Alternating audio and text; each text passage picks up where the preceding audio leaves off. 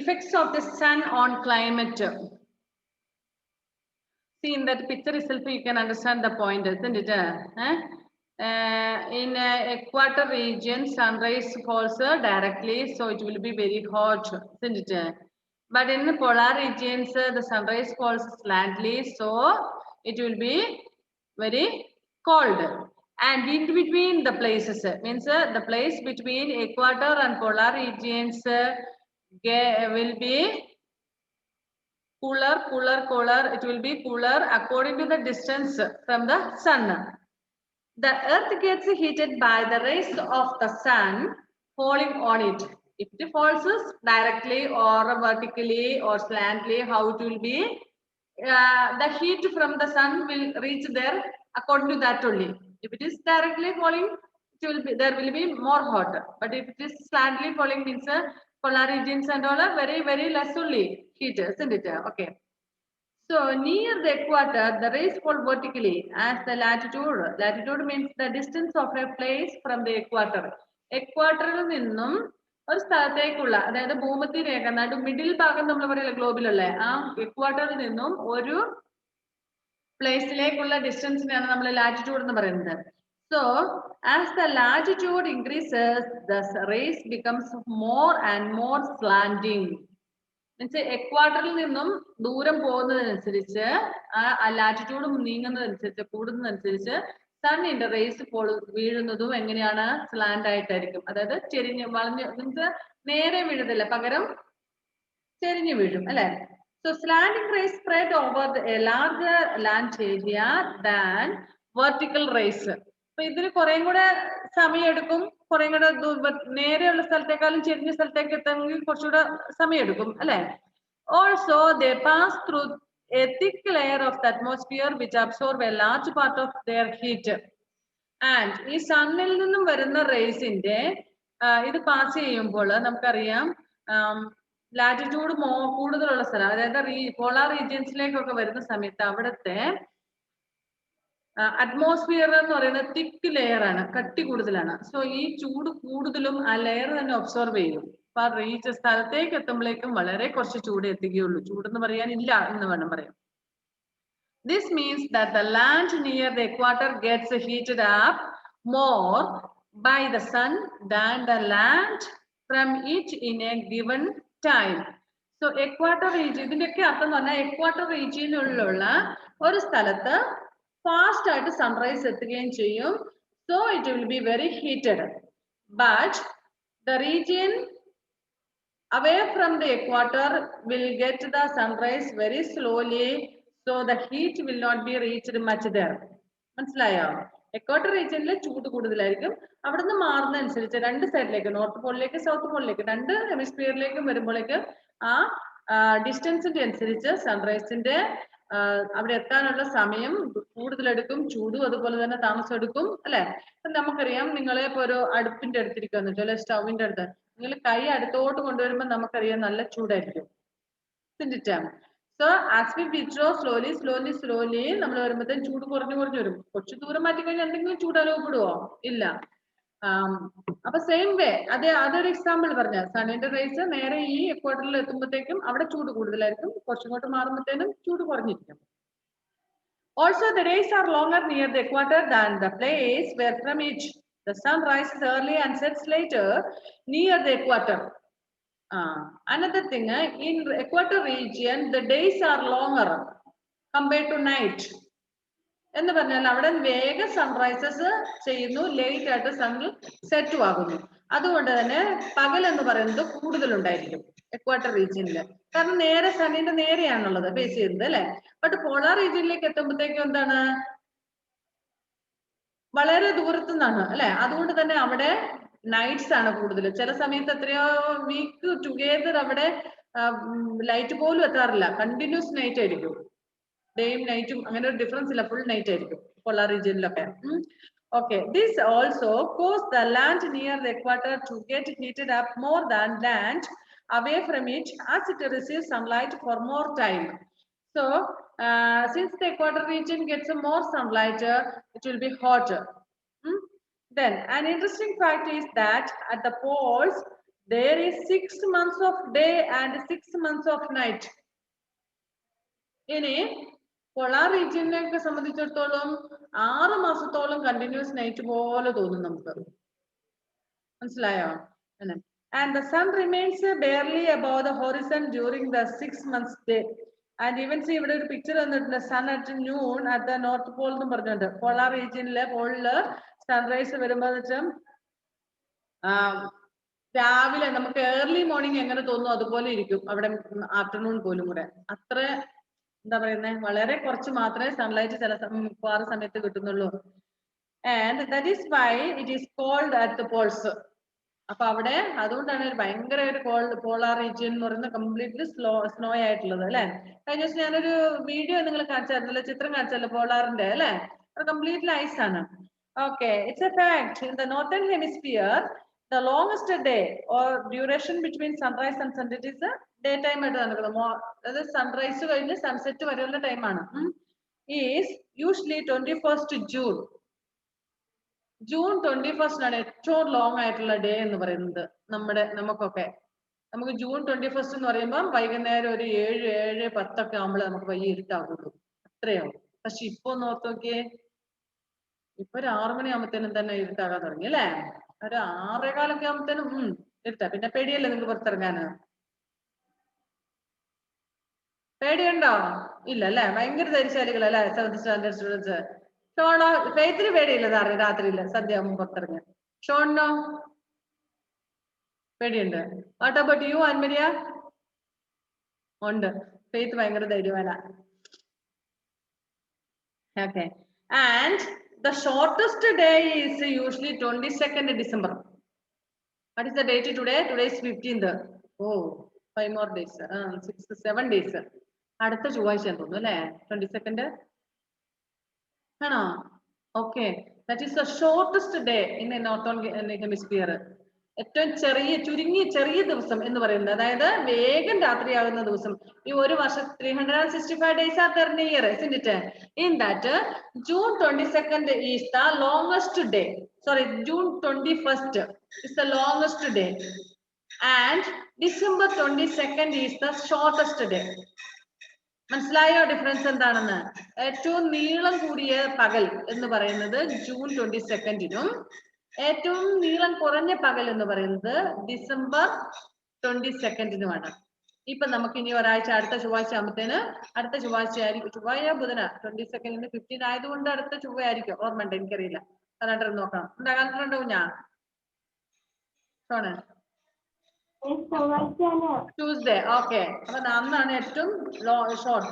അന്നൊരു 6 മണിയൊക്കെ ആകുമ്പത്തേന് ഇരുട്ടാകും. നോക്കിക്കോ, ഏറ്റവും ചെറിയ ഡേ എന്ന് പറയുന്നത്. ഓക്കെ, ലോങ് ഡേ എന്ന് പറയുന്നത് June 21st. Okay,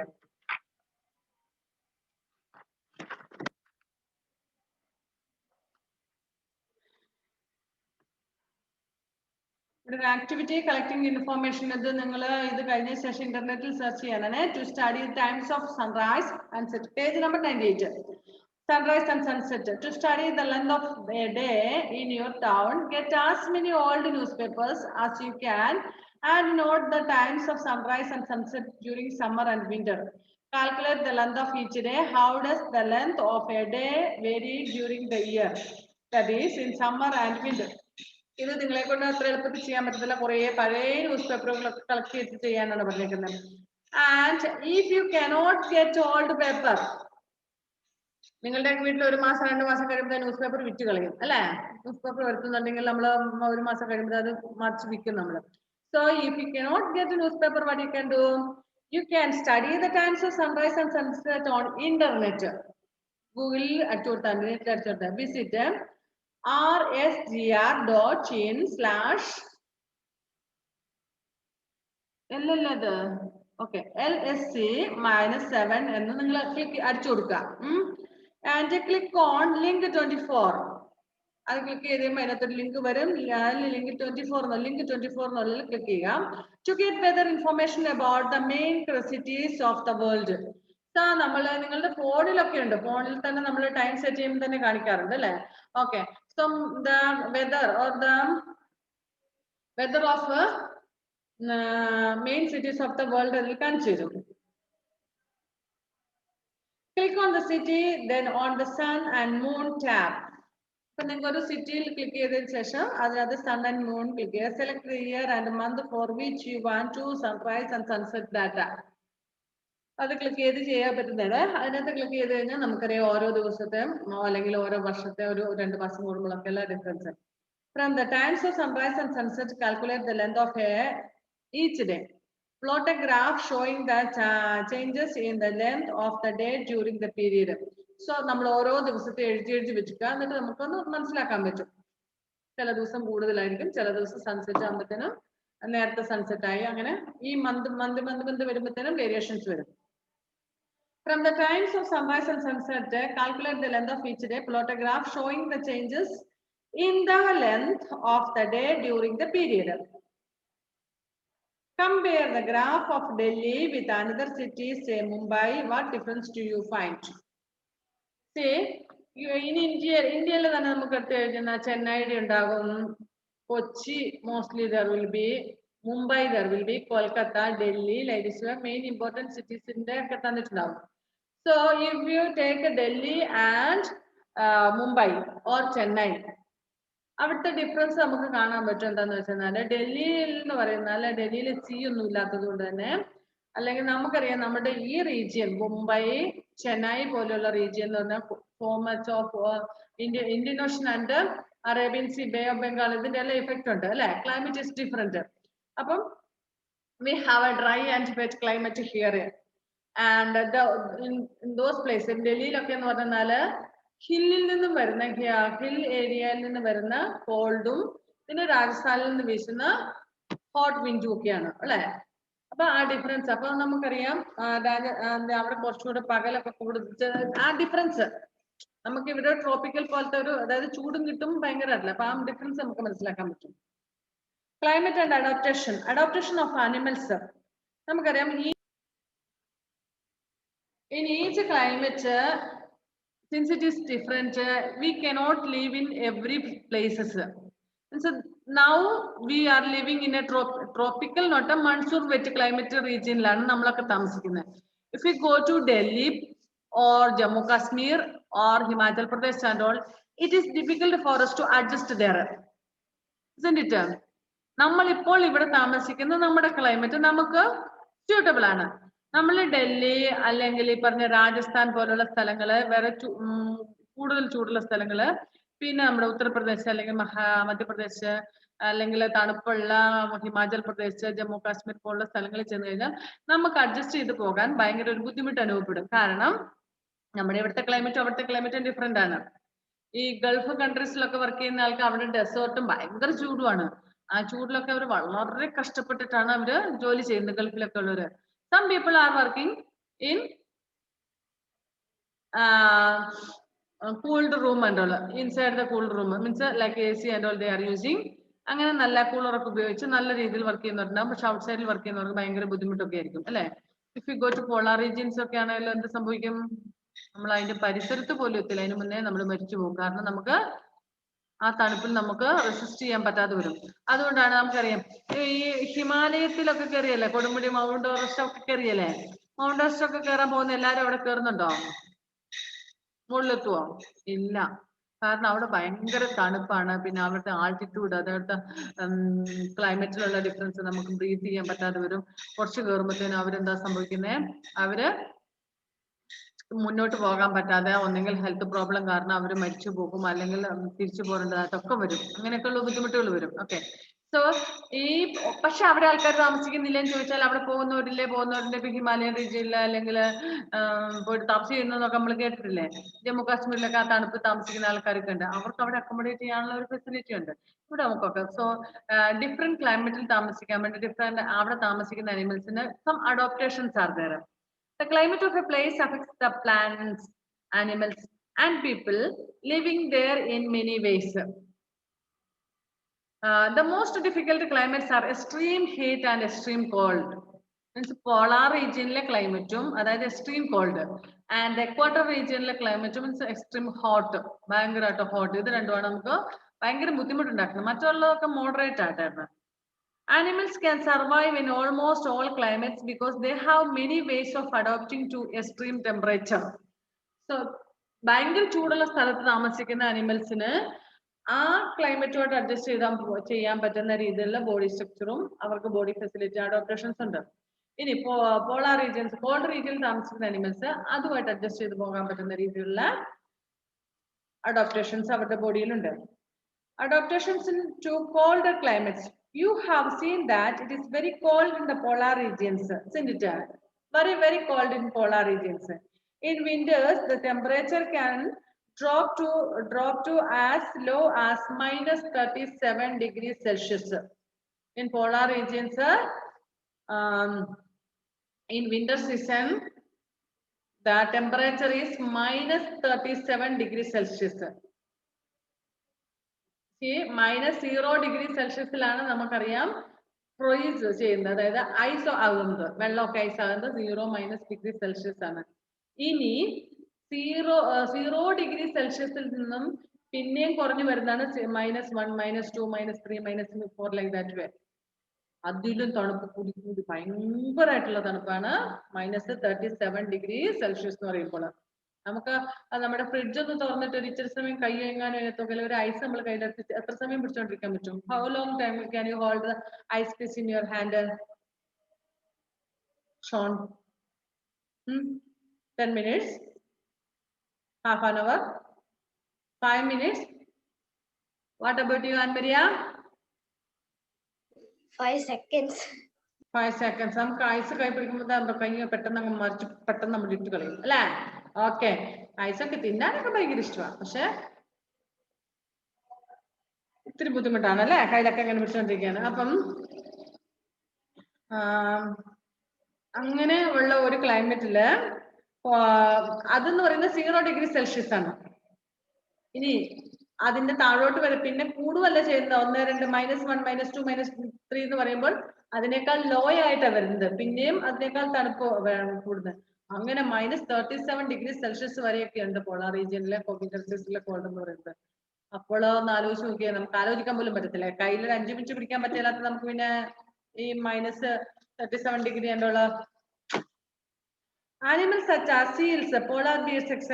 are able to live under such extreme cold as they are adapted to it. Polar റീജിയനില് പോളാർ ബിയർസ്, സീൽസ്, ദെൻ പിന്നെ ഒരു എന്താ പറയുന്നത്, ഒരു എലി പോലത്തെ ഒരു സാധനമുണ്ട്, അതങ്ങനെയുള്ള പോളാർ ബിയർസ് എക്സെട്ര അങ്ങനെയുള്ളവർക്ക് ഒരു അഡാപ്റ്റേഷൻ എന്താ ഷോണേ?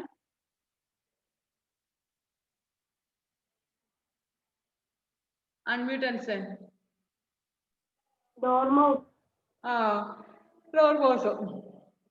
അപ്പം ആ സാധനങ്ങൾക്കൊക്കെ അവിടെ ജീവിക്കാനുള്ള ഒരു അഡാപ്റ്റേഷൻ അവരുടെ ബോഡിയിലുണ്ട്. എങ്ങനെയാണെന്ന് നോക്കാം.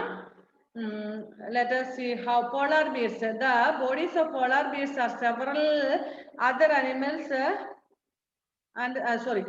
the bodies of polar bears and several other animals living in very cold conditions are covered with a dense fine fur that traps air. So polar റീജിയനിലുള്ള പോളാർ ബിയർ അതുപോലെ തന്നെയുള്ള അതർ കുറെ അനിമൽസിന്റെ ഒക്കെ ബോഡീസിൽ എന്തുണ്ട്? Live very cold condition are covered with a dense fine fur that traps air. Fur ഉണ്ട്, fur എന്ന് പറഞ്ഞാൽ എന്താണ്? രോമം അല്ലെ? ആ രോമം ഇങ്ങനെ ഭയങ്കര തിക്കായിട്ടുള്ള രോമമുണ്ട്. And it will insulate heat. അത് ചൂടിനെ ഇങ്ങനെ പൊതിഞ്ഞു പിടിക്കും, അവരുടെ ബോഡിയിൽ ചൂട് പൊതിഞ്ഞു സൂക്ഷിക്കും. ഇതാണ് polar bears have a too thick layer of fur, not one, too thick layer of fur, as well as a layer of fat under the skin. പിന്നെ ഇതിന്റെ സ്കിന്നിന്റെ അടിയിൽ നല്ലപോലെ ഭയങ്കര തിക്ക് ലെയർ ഓഫ് ഫാറ്റ്, കൊഴുപ്പ് അടിഞ്ഞിട്ടുണ്ട്. അതുകൊണ്ട് തന്നെ ഓട്ടോമാറ്റിക്കലി അവരുടെ ബോഡിക്ക് ഭയങ്കരമായിട്ട് ചൂട് കിട്ടും. ഇനിയൊരു പ്രത്യേകത ഉണ്ട്. These provide excellent insulation, so much so that the polar bear has to move slowly. Otherwise what will happen? Otherwise the heat generated during physical activity can make it overheated. Kondo polar bear which is living in polar region cannot walk a little speedily. What will happen? If it walk a little speedily, the body will be overheated. ഒന്ന് ആലോചിച്ച് നോക്കിയാൽ അത്രയും മഞ്ഞിനകത്ത് കിടക്കുന്ന ആ സാധനം സ്പീഡായിട്ട് ഓടുകയോ ചാടുകയോ ഒക്കെ ചെയ്താൽ എന്താ പറ്റുന്നേ? അതിന്റെ ബോഡി ഭയങ്കരമായിട്ട് ചൂടെടുത്തിട്ട് ഇതിന് നിൽക്കാൻ പറ്റണ്ട. നമുക്ക് ഒരു അടുപ്പിന്റെ അടുത്ത് പോയി കഴിഞ്ഞാൽ എന്ത് സംഭവിക്കും? ഭയങ്കര ചൂട്, എങ്ങനെയാണ് അവിടുന്ന് രക്ഷപ്പെടുന്നത്? ഭയങ്കര ഇതാവും അല്ലെ? അതുപോലെയാണ് പോളാർ റീജിയൻ താമസിക്കുന്ന പോളാർ ബിയർ. ബിക്കോസ് ഇതിന് 2 ലെയർ ഓഫ് തിക്ക് ഫർ ഉണ്ട്. അതുപോലെ രോമങ്ങള്, കട്ടിയുള്ള രോമങ്ങള്. പിന്നെ ഇതിന്റെ സ്കിന്നിന്റെ അടിയില് തിക്കായ ലെയർ ഓഫ് ഫാറ്റ് സ്റ്റോർ ചെയ്ത് വെച്ചിട്ടുണ്ട്. അതുകൊണ്ട് തന്നെ അതിന്റെ ബോഡിക്ക് ഭയങ്കര ചൂടാണ്. എന്നിട്ട് അതുകൊണ്ട് പതിയെ പതിയെ പതിയെ നടക്കുള്ളൂ. ഇച്ചിരി സ്പീഡിൽ നടന്നാൽ എന്താ സംഭവിക്കുന്നേ? അതിന്റെ നമുക്കറിയാം, നമ്മൾ വേഗം നടക്കുമ്പോൾ നമ്മുടെ കൈയും കാലും ഒക്കെ ചൂട് പിടിക്കും അല്ലെ? ഹീറ്റാ. അപ്പൊ ഇതുപോലെ ഇതിന്റെ ഫിസിക്കൽ ആക്ടിവിറ്റീസ് മൂലം ഇതിന്റെ ബോഡി ഹീറ്റ് ആയിട്ട് എന്ത് സംഭവിക്കും? Over heated. Then what will happen? And when it does become overheated due to physical activity, the polar bear goes for swimming in the water to cool off. My goodness. ഇങ്ങനെ ഇച്ചിരി സ്പീഡിൽ നടന്നു കഴിയുമ്പോൾ ഇതിന് body ചൂടായി കഴിയുമ്പോൾ എന്ത് ചെയ്യും? ഒറ്റ ചാട്ടം ആ വെള്ളത്തിനകത്തോട്ട്. എങ്ങനത്തെ വെള്ളം? അവിടെ മൊത്തം മഞ്ഞു മൂടി കിടക്കുന്ന ഐസ് കട്ടയുള്ള വെള്ളം. ആ വെള്ളത്തിനകത്ത് കിടന്ന പുള്ളി ചൂടൊക്കെ മാറ്റുന്നതെന്ന്. വണ്ടർഫുൾ അല്ലേ? Okay. Its wide and large paws help it to swim. It's a large and wide paws. Paws means what? കാലിന്റെ പാദമൊക്കെ അല്ലെ? കൈയുടെ പാദവും കാലിന്റെ പാദം, ആ വിരലുകളൊക്കെ അതിന്റെ large. And it will help to swim.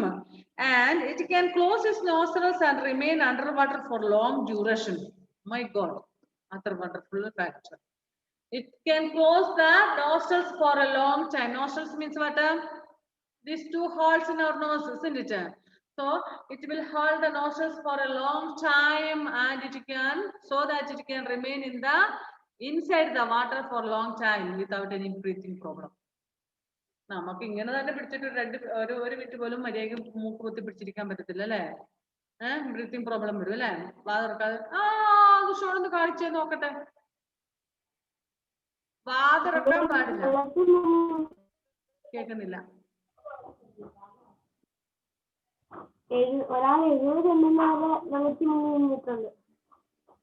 Clear ആയില്ല. Voice is not clear.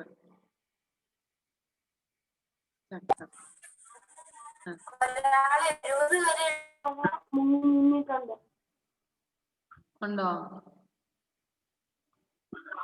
നമ്മളെ സംബന്ധിച്ചിടത്തോളം ഇച്ചിരി സമയം മൂക്കി ഇങ്ങനെ പൊത്തി വെക്കുമ്പോൾ തന്നെ ബുദ്ധിമുട്ടാവും അല്ലെ? പക്ഷെ ഈ നോസ്ട്രൽസ്, ഈ പോളാർ ബിയർസ് ആൻഡോള് ഇച്ചിരി ചൂടാകുമ്പോഴത്തേനും ഈ വെള്ളത്തിൽ പോയി ഇങ്ങനെ വെള്ളത്തിൽ കിടക്കും, മുങ്ങിക്കിടക്കും. അപ്പൊ അതിന് nostrils, it can close the nostrils for long time. Means without breathing it can stay inside the water for long time to keep the body cool. അപ്പൊ അതിന്റെ ബോഡിയുടെ അഡോപ്റ്റേഷൻ ആണ്. നമുക്ക് ആ പോളാർ റീജിയൻ എന്ന് കേൾക്കുമ്പോൾ തന്നെ നമ്മള് we are shivering due to coolness, isn't it? അവിടെ താമസിക്കുന്ന പോളാർ ബിയറിന്റെ അവസ്ഥയാണ്. അത് ഭയങ്കര ചൂടാ പോലും. It is interesting to note that the polar bear has white fur which camouflages it with the white snow and makes it difficult to be seen. This protects the polar bear against predators and also help it to catch prey. Polar bears are white, pure white mostly. White ആയിരിക്കും കൂടുതലും. അപ്പം snow also is white in color. So what happens? When it lies down there and all, if enemies or those who come to catch the polar bears cannot be seen. മനസ്സിലായോ? അതായത് ഇതും വെള്ള, സ്നോയും വെള്ള. അതുകൊണ്ട് മഞ്ഞിലൊക്കെ കിടന്നു കഴിഞ്ഞാലും മഞ്ഞിൽ കിടന്നു കഴിഞ്ഞാല് പോളാർ ബിയറിനെ പിടിച്ചു തിന്നുന്ന ആൾക്കാരൊക്കെ ഉണ്ടാകും. ശരി. അപ്പൊ അതിനെ പിടിക്കാൻ വരുന്നവരോ അല്ലെ അതിന്റെ എനിമീസോ അല്ലെങ്കിൽ അത് തിന്നാൻ വേണ്ടി അതിന്റെ ഈരകൾ ഉണ്ടാകും. അതുങ്ങളൊക്കെ അതിലെ പാസ് ചെയ്ത് ഇവിടെ പോളാർ ബിയർ ഉണ്ടെന്ന് മനസ്സിലാവില്ല. ഞാൻ ജസ്റ്റ് ഒരു സ്ക്രീൻ ഷെയർ ചെയ്യാൻ പറ്റുമോ നോക്കട്ടെ.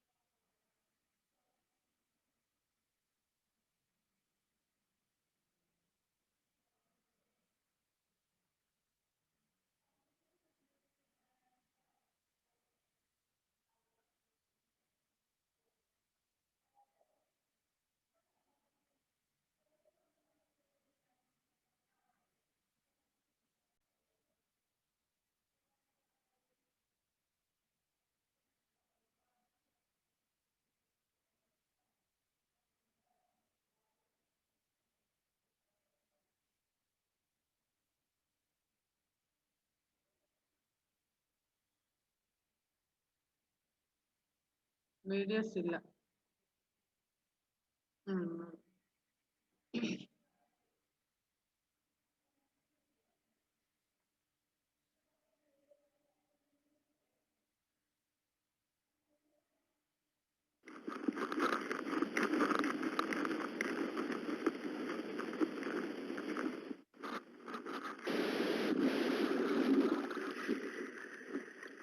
ഇതാ തണുത്ത വെള്ളത്തിലിരിക്കുന്ന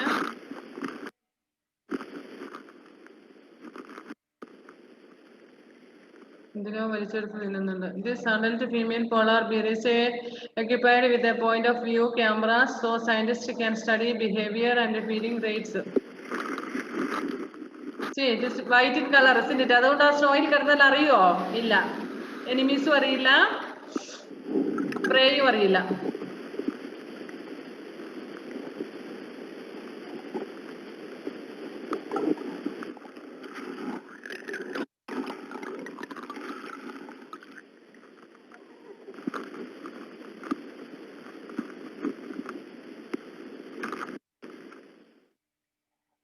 The camera captures her daily activities and help researchers better understand how polar bears are responding to decline in Arctic sea.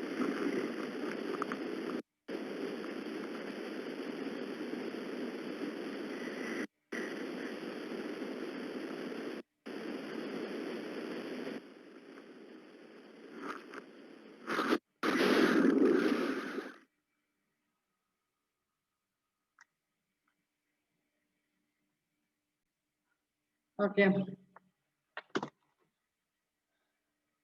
Next, many of them come to honest after the birds. Sorry. Penguins. Penguins are found in the polar regions. They have similar adaptations. ഇവർക്കും ഇതുപോലെ കുറേ adaptations ഉണ്ട്. ഈ cold region താമസിക്കുന്നുണ്ട്. Their white color helps them to camouflage with the snow. And we know that black and white both colors are there, isn't it? Penguins means നമുക്കറിയാം, നമ്മുടെ മനസ്സിലേക്ക് വരുന്നതന്നെ വൈറ്റും ബ്ലാക്ക് കളറിലുള്ളതാണ് അല്ലെ. Stand like human beings. നമ്മൾ മനുഷ്യപ്പോലെ ഇങ്ങനെ എഴുന്നേറ്റൊക്കെ നിൽക്കും അല്ലെ. Okay. Their feathers, thick skin and fat under the skin provide insulation against the cold. So ഇവരുടെ feathers, തൂവലുകള്, and thick skin, കട്ടിയുള്ള skin, and fat under the skin. Here also like polar bears, ഈ പെൻഗ്വിൻസിന്റെ ഒക്കെ സ്കിന്നിന്റെ അടിയിൽ തന്നെ ഭയങ്കരമായിട്ട് fat store ചെയ്ത് വെച്ചിട്ടുണ്ട്. So fat അവർക്ക് കൂടുതൽ ചൂട് നൽകും. Provide insulation against the cold. They huddle together when it is very hot. This keeps them warm. ഇനി ഇവരെല്ലാം ഒന്നിച്ചിരിക്കും. ഈ തണുപ്പ് ഭയങ്കര തണുപ്പുള്ള സമയത്ത് ഇവരെല്ലാം കൂടെ ഒന്നിച്ചിരിക്കും, കെട്ടിപ്പിടിച്ചിരിക്കുന്ന പോലെ ഇരിക്കും. അപ്പൊ എന്താ സംഭവിക്കും? It will keep them warm. Penguins are also good swimmers. They have streamlined bodies and webbed feet that help them to swim. So they are very good swimmers. They will swim in the sea water. അപ്പൊ ഇങ്ങനെ കുറെ body activities ചെയ്യുമ്പോൾ തന്നെ കുറച്ച് ചൂട് കിട്ടുകയും ചെയ്യും. Next, birds. Birds use their feathers to protect their bodies from cold. നമുക്കറിയാം, നമ്മുടെ ഇവിടെയൊക്കെയുള്ള ബേർഡ്സ് ആണെങ്കിലും മഴയൊക്കെ നനയാറുണ്ട് അല്ലെ. പെട്ടെന്ന് തന്നെ അവരുടെ ഫെദറിന്റെ ഒരു പ്രത്യേകത തന്നെ somewhat oilish type. So when water falls it will roll down and it will come away. Means അതിന്റെ ചിറകിൽ വീഴുന്ന വെള്ളം ഇങ്ങനെ ഉരുണ്ട് പോകുകയായിരുന്നു. പിന്നെ മഴ കഴിച്ചു കഴിയുമ്പോഴത്തേനും അവരുടെ ബോഡി ഫുള്ള് ഡ്രൈ ആയിക്കോളും. So like that, the birds use their feathers to protect their bodies from the cold. However, this protection is not enough for the extreme cold. So during the extreme cold time, this type of protection is not enough for the birds. Then what does they will migrate from one place to another. What is the meaning of migration? Migration means moving from one place to another place due to the bad climate or due to the lack of food. It's a scarcity of food to a place where it is comfortable for them, and they will move back again. They will go back again to the place from where they have come when the climate and food condition is comfort them. എന്ന് പറഞ്ഞാല് migration എന്ന് പറഞ്ഞാൽ ഒരു സ്ഥലത്ത് നിന്നും വേറെ സ്ഥലത്തേക്ക് ബേർഡ്സുകള് അല്ലെങ്കിൽ അനിമൽസ് മൂവ് ചെയ്യുന്നത് എന്ത് കാരണത്താല്? അവർ താമസിക്കുന്ന സ്ഥലത്തെ ക്ലൈമറ്റോ ഫുഡ് സ്കാർസിറ്റിയോ മൂലമോ അവർക്ക് ബുദ്ധിമുട്ട് അനുഭവപ്പെടുമ്പോൾ അത് ലഭിക്കുന്ന പ്രോപ്പർ ആയിട്ടുള്ള കംഫോർട്ടബിൾ ആയിട്ടുള്ള സ്ഥലത്തേക്ക് മാറും. പക്ഷേ അവർ അവിടെ സെറ്റിൽ ആകില്ല. തിരിച്ച് ഇവരുടെ സ്ഥലത്ത് ക്ലൈമറ്റും അല്ലെങ്കിൽ ഫുഡ് കണ്ടീഷൻസ് ഒക്കെ ഓക്കെ ആകുമ്പോൾ they will go back to that place. അതായത് ദേശാടന പക്ഷികൾ കേട്ടിട്ടില്ലേ? ഓക്കെ, അത് തന്നെ. So it is not enough for the extreme winter in the polar regions. To escape the cold, they migrate to warmer regions during winter. അവിടെ അവർക്ക് comfortable ആകാത്ത, അവർക്ക് അതിൽ നിന്നും തീരെ പറ്റാത്ത ഒരു സാഹചര്യം വരുമ്പോൾ അവരെന്ത് ചെയ്യുന്നു? അവിടെ നിന്നും കംഫോർട്ടബിൾ ആയിട്ടുള്ള സ്ഥലത്തേക്ക് മാറും. Many of them come to India. ഇന്ത്യയിലേക്ക് കുറെ പേര് വരും.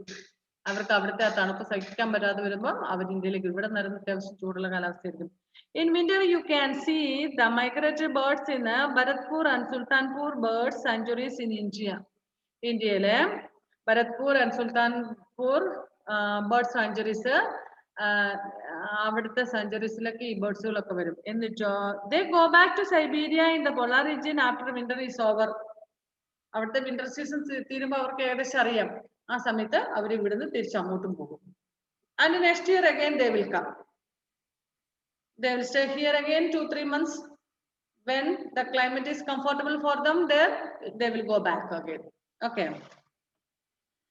Seals have a thick deposition of fat called blubber that protects them from the cold. The seals എന്ന് പറഞ്ഞ seal ഇതാണ്. അവിടെ വെള്ളത്തിൽ നീന്തുന്ന അനിമലിനെ കണ്ടില്ലേ? Okay. Seals also are having